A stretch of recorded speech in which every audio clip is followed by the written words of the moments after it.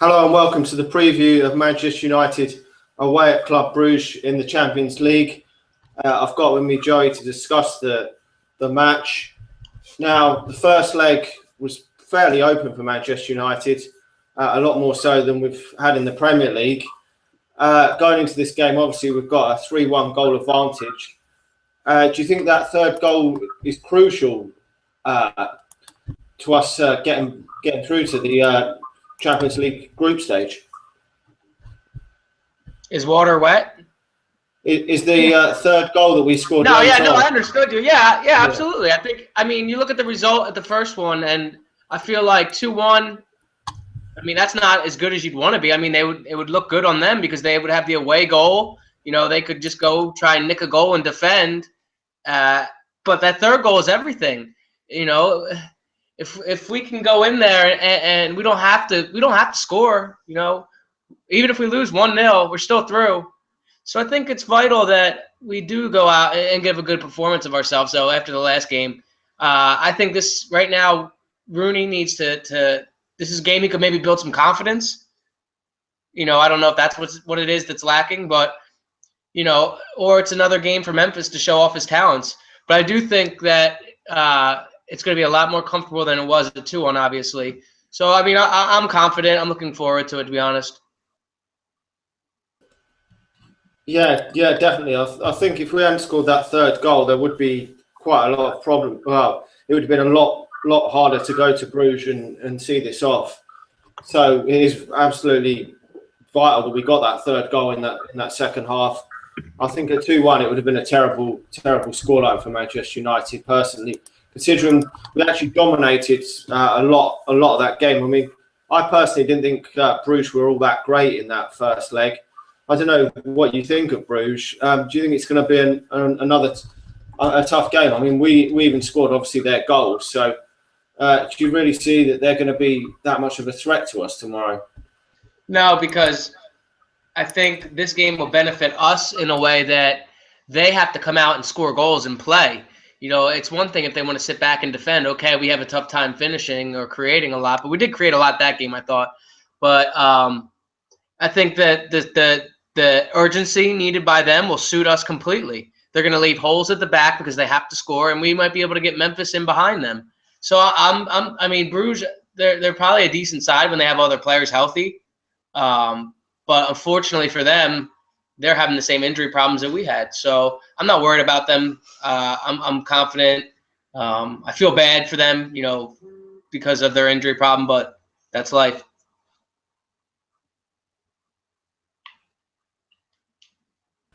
Yeah, definitely. I mean, I saw that they lost over the weekend. I think it was 2-0.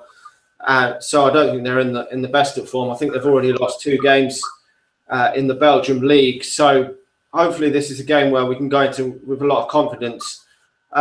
Personally, I think that they might try and keep it tight for the first 15-20 minutes because I believe that if Manchester United score the first goal, then it's completely over. But obviously, if Club Brugge get the first goal, then game on. I mean, it's certainly going to be game on. So, I mean, they only have to score 2 goals. I mean, I know that's a big ask, but if they could get one even before half time, then it would definitely make it nervy for us. Personally, I mean, I did watch most of the first leg. I did miss a little bit at the beginning, but I didn't really see too much of where Club Brugge can really hurt us because obviously they've got injuries and that, but I mean, I didn't really see any standout players that I thought that would be a massive threat. I know that obviously they're at home, but did you really see any real standout players? I mean, most of them do play in the Belgian league, but any that could really cause any of our defenders or anywhere a problem, really? Not really, honestly. I think our own worst enemy is ourselves. No one's going to beat us unless we beat us, you know, especially, well, in this game at least. But no, there's nobody. Even I think it was Vasquez. He didn't really do too much. You know, with Chris the bully Smalling back there, I'm pretty confident of everything. And like I said, we'll dominate possession as usual, and they'll try and come out and play. But you know, in a proper football match where they actually have to come out and score goals and play against us, they don't stand a fucking chance. Yeah, I think we'll be all right at getting through this game. I mean, Louis van Gaal said in his press conference today that obviously Fellaini's going to be a striker or a number 10 this season. Do you think that he could maybe start this game tomorrow? Because obviously he's been banned for the Premier League games, but he did make an appearance in that game against Club Brugge and come off the bench to score. Do you think he could be a man to come in? I mean, a lot of people want to see Hernandez come in tomorrow, maybe possibly instead of Rooney or up even alongside Rooney. I don't know what your thoughts are there on the forwards. Do you think Rooney should play a lone striker? Personally, I think he needs someone up there with him. I would drop Rooney into the 10 spot and play Hernandez because Hernandez has looked decent the first 2 times that he's come on. Or maybe, you know, if he does bring Fellaini in at the number 10 role, I'm all right with that. I mean, you know, I'm not looking at tomorrow's game like, oh, no, Fellaini's going to play. We're just going to hoof it up. You know, I just want to get the result and get in the Champions League, and then we'll be, you know, we'll be good. You know my thoughts. They got to bring a striker in my opinion. There's 2 players in the forward line that, you know, that we got to get in. A striker and a right winger. Some pace, some creativity. So, I mean, personally, I would put Herrera in the 10 spot and then let Rooney up top because I think Herrera will create space. He can find Rooney, maybe create some chances for him. You know, he'll get back and tackle.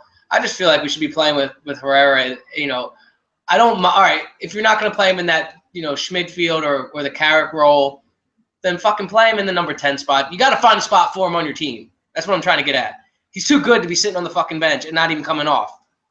I don't know, like, it's starting to piss me off. I don't give a fuck if he wasn't your player. Last year, he scored 9 fucking goals from midfield. We need goals. Clearly, there's a lack of goals in this fucking side. Play the fucking guy. I don't know what your fucking problem is with him, but either way, Herrera will be here longer than Van Gaal, so I'm not worried about it. Eventually, Herrera will be a club legend. Well, I do hope you're right, but personally, from looking at obviously the game at Newcastle was at home, but personally, I think that Herrera's got to be in there. Personally, I would go with him alongside Schneiderlin in them games against the likes of Newcastle, because I just don't think playing Schweinsteiger and Schneiderlin was probably the best move at home against a Newcastle side that were just sitting there to put pretty much 11 men behind the ball to defend and come out with a draw. But maybe away from home or a more difficult game, then maybe change it up. But I think at home we really need to go for it in them sort of games against the likes of Newcastle. Play 2 strikers up front and really go for it. But that's just my thoughts. As you said there, we need another maybe winger. And don't forget, as said, what's our thoughts on Marcus Royce? Royce leaving Dortmund to come to Manchester United. Obviously, we haven't really been linked with him a lot lately. But I don't know what your thoughts are on him. I must have missed that one. What's happening with Royce? No, he just said in the comments box. What do you think? Do you think of him? Maybe could he come to Manchester United? I would love Royce, but he won't ever leave. He might leave, but he's going to go to Barcelona or Real Madrid, in my opinion. But at the same time, it's a lot. I mean, the amount of money it would take for him to leave would, he might end up injured. So to me, it's not worth it for the amount of money. Don't get me wrong. I think Royce is a fantastic player. But it looks like they're going to try and hijack the deal for De Bruyne, I've been seeing. They better figure out something. Look, I want a superstar as much as the next guy, but I'll take a fucking Berahino. I'll take a Charlie Austin. I'll take a I don't even know anymore. A Lukaku. You know, I'll take something like a Mane. You know, we just need to add some pace to the side because that, you know, we'll have to wait and see. You know, I'm reserving judgment until the transfer window's over.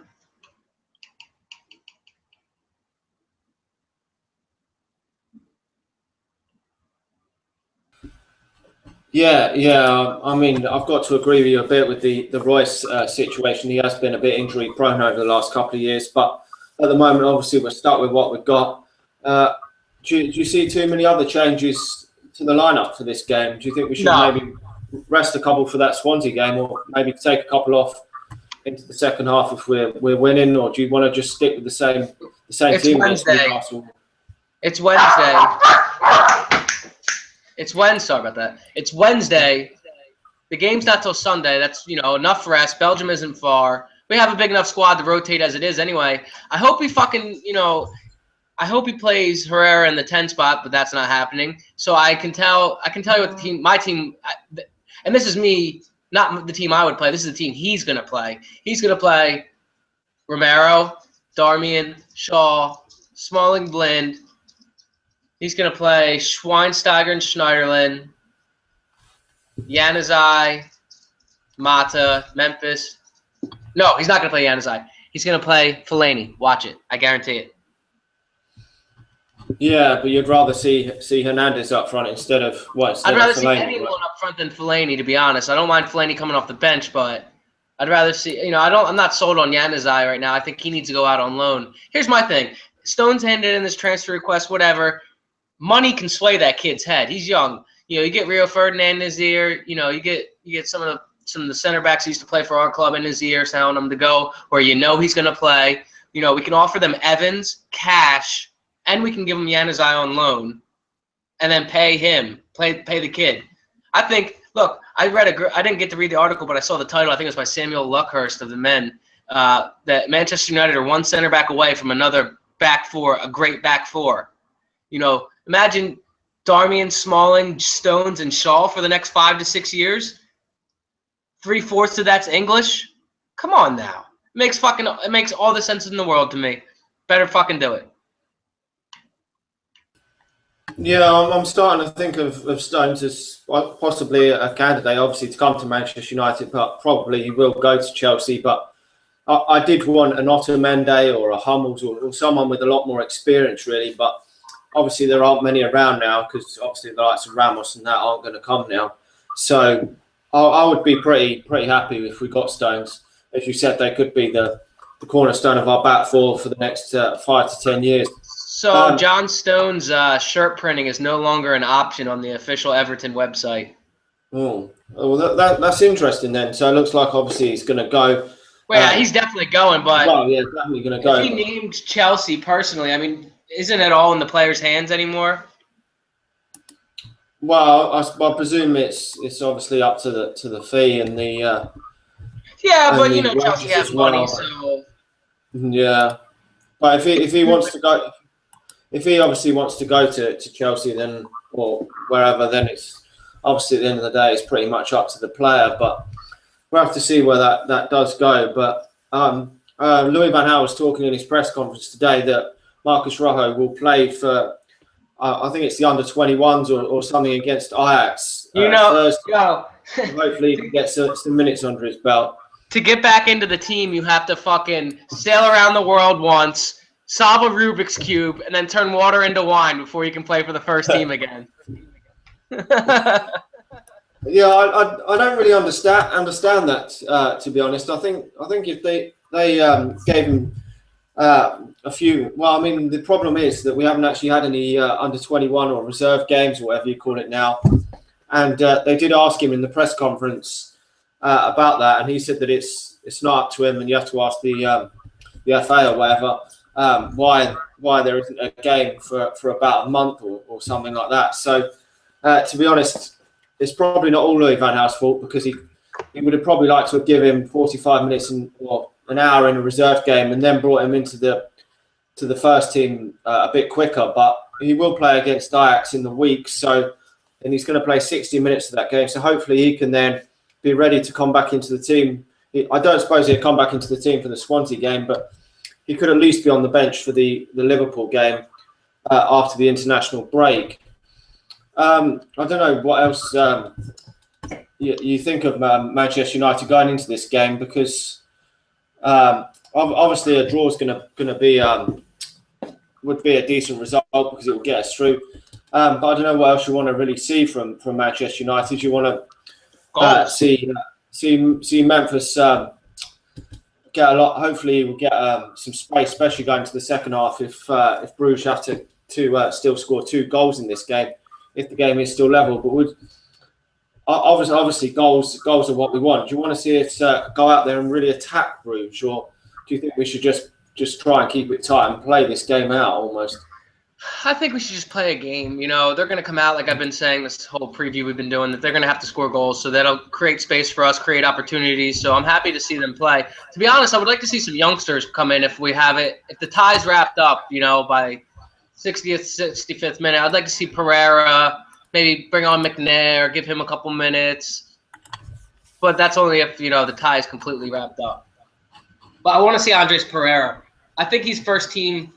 I think they need to start working him into the first team. He's a quality player. Was one of the best on the tour.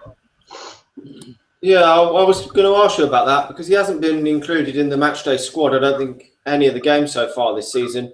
And I did see some reports today that he could possibly be going out on loan to PSV. I don't know what your thoughts are on that.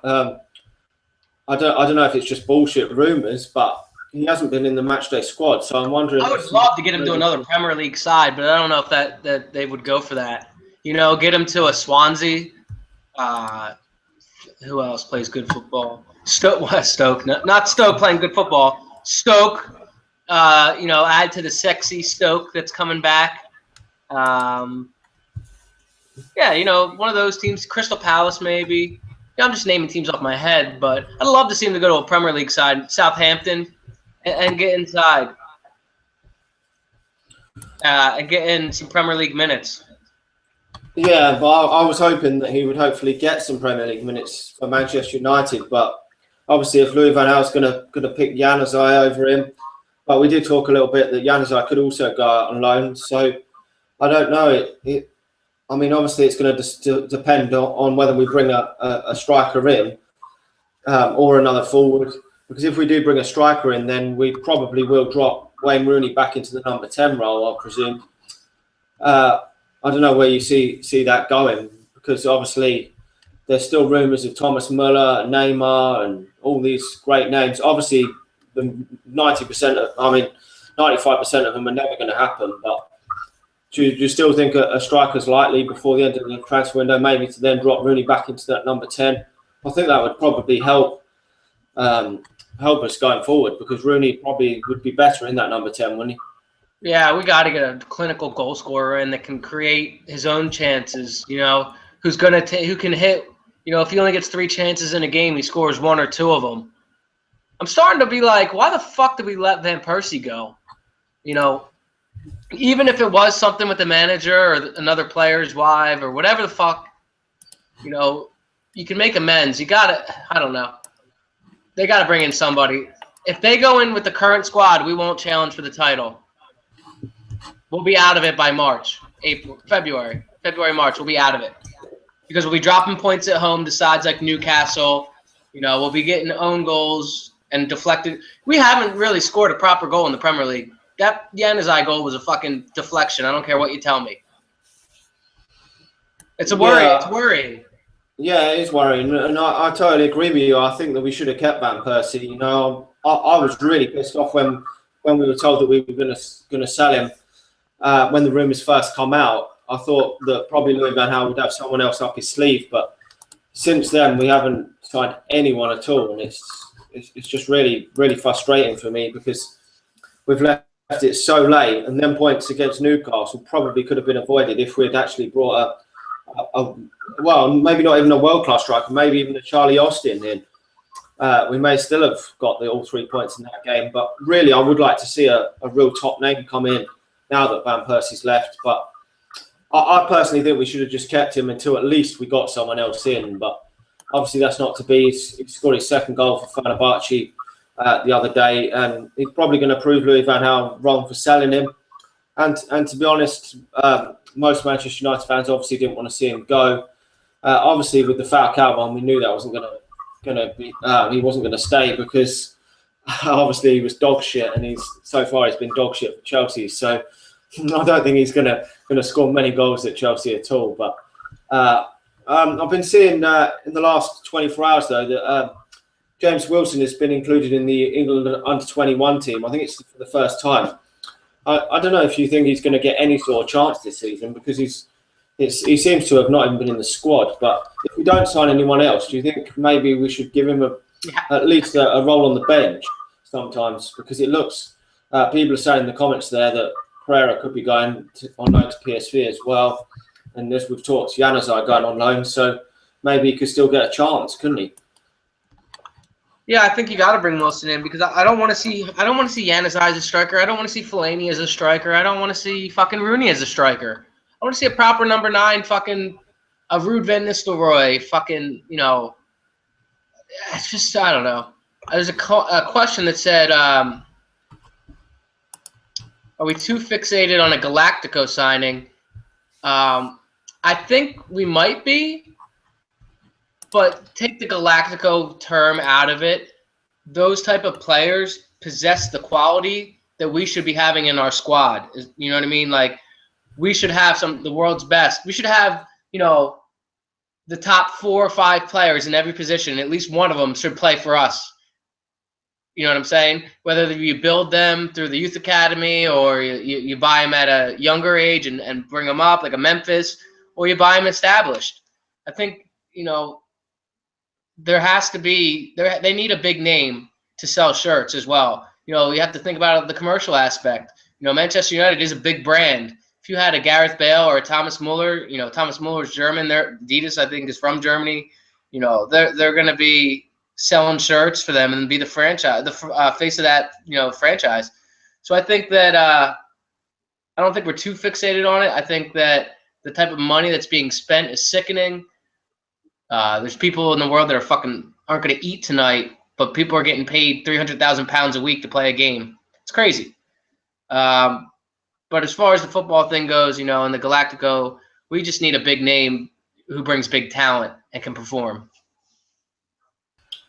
Yeah, I totally agree. I think we should be bringing a big name into the club in the next week or so. And there were reports, I think it was, I don't know if it was in every paper, but I know it was in the Daily Mail, that apparently Ed Woodward said that we've actually got bigger things to worry about than Pedro, and that the Pedro deal can be completely forgotten in the next few weeks. I don't know what your thoughts are on that. Do you think he's hinting possibly at a big name signing maybe coming in to wash away the problems of not getting Pedro? Well, I think either way they wanted to bring a big name in before Pedro. I think that's why they dicked around for so long. I heard that quote, you know, don't worry, we have bigger targets. Soon this will be forgotten. And I heard that's not a direct quote, and that was just paraphrasing.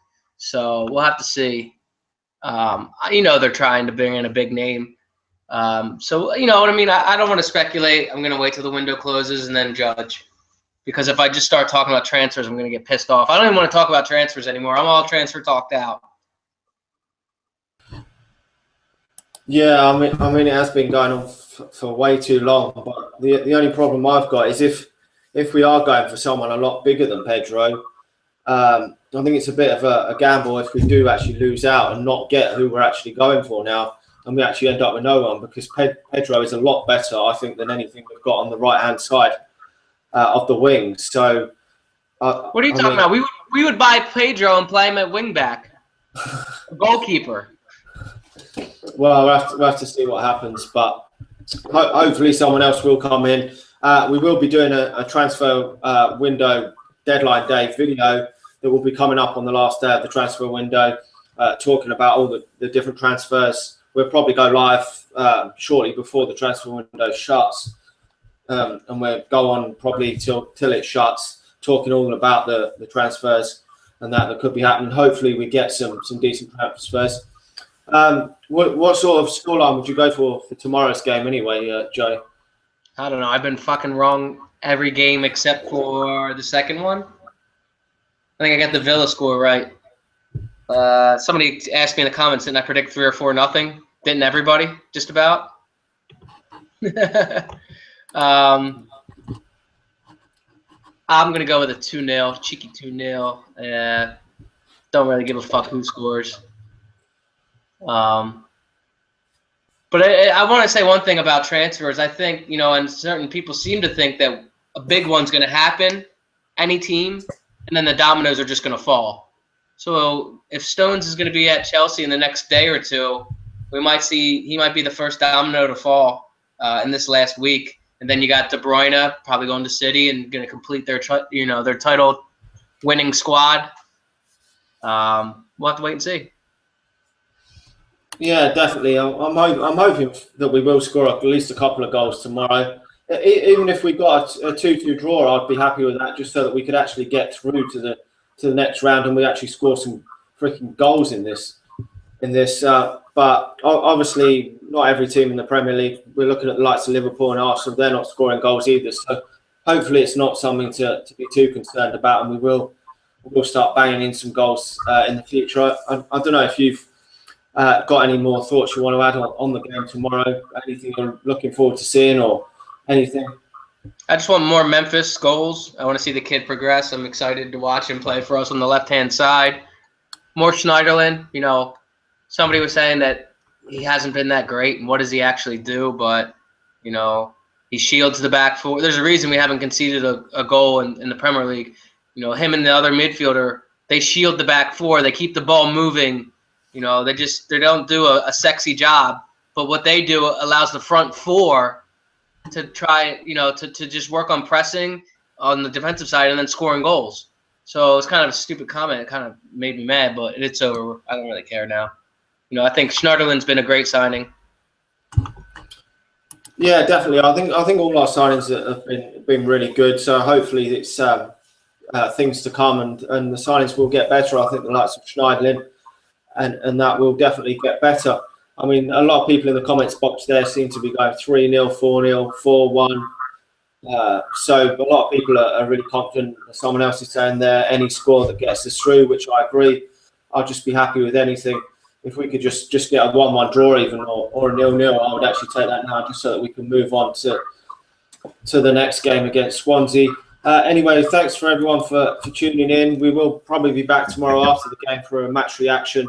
And obviously, we're looking ahead to the next game in the week. So make sure to follow Joey at Joey Tabor and also myself at Daniel H1558 on Twitter. And we will be back probably after the game tomorrow for our match reaction, and definitely be back again later in the week to look ahead to the weekend's Premier League game away at Swansea. Until then, thanks for everyone for watching. Please hit the like button as well, and do subscribe if you're new. And we'll talk to you all soon. Thanks, guys.